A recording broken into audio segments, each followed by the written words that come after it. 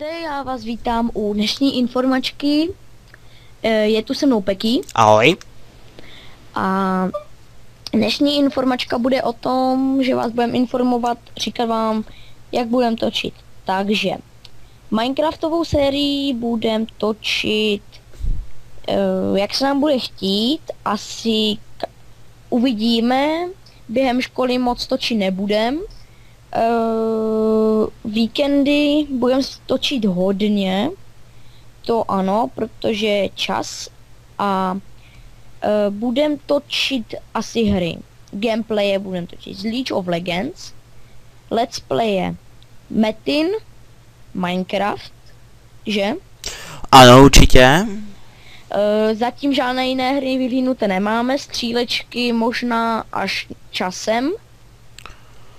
Až přijde tady k Vestíkovi nový počítač, tak bychom chtěli zkusit Diablo 3 natočit. Ano, přesně. Budem točit různé tutoriály, návody, ty možná tutoriály jednou týdně, návody jednou týdně.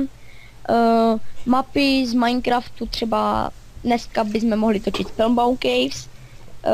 To budem točit třeba 3 epizody, dokud najdeme aspoň jednu vlnu, protože máme omezené točení, 12 nebo kolik minut. Takže by to bylo třeba na 3 série. To je všechno, co jsem chtěl říct já. Peky taky může něco říct. No tak ty jsi všechno řekl. Budeme taky točit live streamy. Budeme se snažit udělat nějaký pořádný intro. No a to je tak asi všechno. Jo, necháš to? Ne. Nebojte, my jsme sehraný tým. My se jen tak zabíjet nebudeme.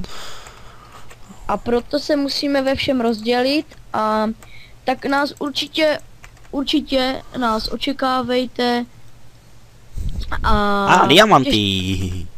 A těšte se na další videa, které budou Spellbound Caves a těšte se, dávajte odběr, like, komentář, pište, co bychom mohli točit. A Peky? Ano. Se s váma loučíme. Ano, mějte ahoj.